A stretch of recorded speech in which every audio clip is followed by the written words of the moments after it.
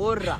Usije ukamwoa mwanamke mwenye mtoto. Wanafuata watu. Mimi siwezi kuwa mwanamke ambaye ana watoto. Wanaume tungekuwa tunazaa watoto.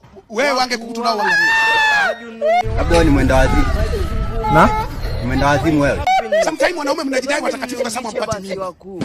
Hii biashara dini ya kwenu wazee. Lakini mwanamke naye unayomuoa anakukuta ume. Ora. Wakitoka wazazi. Ni vile tu sisi hatupati mimba.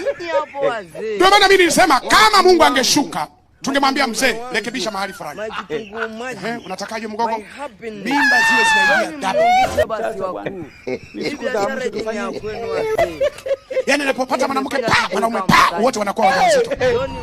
Hatutaikubali dhambi. Desire of Ages ukurasa wa 152 aya ya 3 mstari wa 3 wa aya. How are you?